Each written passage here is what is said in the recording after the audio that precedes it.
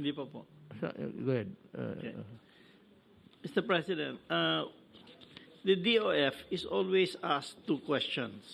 Number one, do we have enough money for the COVID vaccines? Number two, are we borrowing too much money? So, yan po ang laging question sa amin. Let's tackle number two first. Are we borrowing too much money? So we want to show ho na from 2019, which was a normal year, our total revenues was, that is the last normal year, our total revenues was 3.14 trillion pesos. Bumabaho yan to 2020 to 2.86 trillion lang. And our estimate for 2021 is 2.88. On the other hand, yung expenditures natin tumaas. From 2019, we spent only 3.8 trillion. However, because of the COVID, 2020, we spent 4.23 trillion. And 2021, we are expecting to spend 4.7 trillion. So ang difference is what we call the deficit, increased from 666 million, nagdouble ho to 1.37 trillion in 2020, and then it went up almost 3 times from 2019. We estimate our deficit is now 1.86 trillion. As a percentage of GDP, this is 3.4% in 2019, 7.6% in 2020, and 9.3% we estimate in 2021.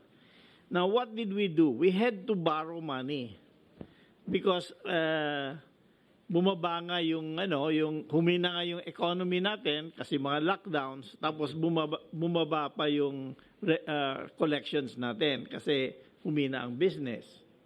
So our borrowings went up from 1 trillion to 2.7 trillion in 2020 and will be around 3.1 trillion in 2021. However, this is now as a percentage of GDP, 30.96% in 2019. It became 54.5% in 2020, and then it's 58.7% in 2021. Ngayon, of course, the debt level has increased, but we know it is temporary. It is not a permanent. It is not a permanent situation. Once we open the economy, our revenues will go back, and once we beat COVID, our expenditures for COVID are also going to go down.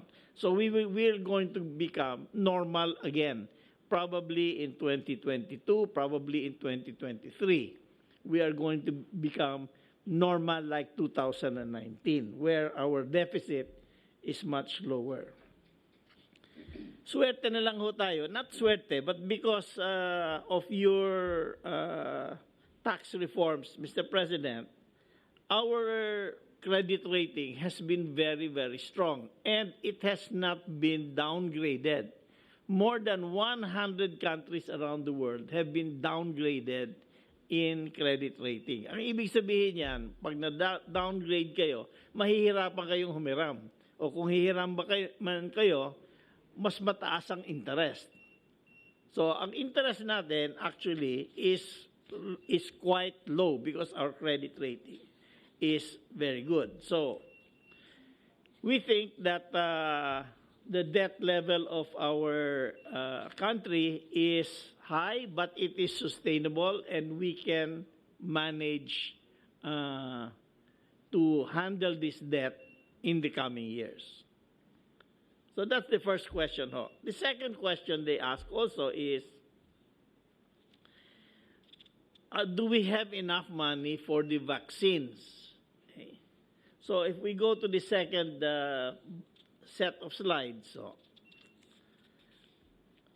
the Congress, has authorized us to spend. Can you please put that up a little higher? Scroll up, please. Has authorized us to spend 85 billion pesos for the vaccines. Ngayon, the money is coming from, first, the Department of Health budget, 2.5 billion. Bayanihan 2 is 10 billion. So that is 12.5 billion. That is from our General Appropriations Act.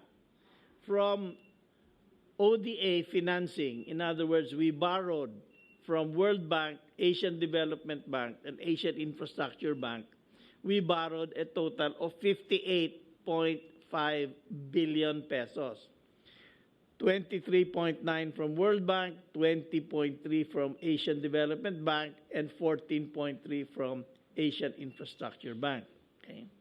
Other financing we're sourcing is up to 11.5 billion, and contingency funds probably another 2.5.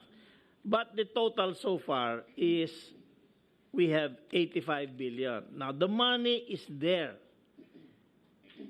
So we have enough to buy.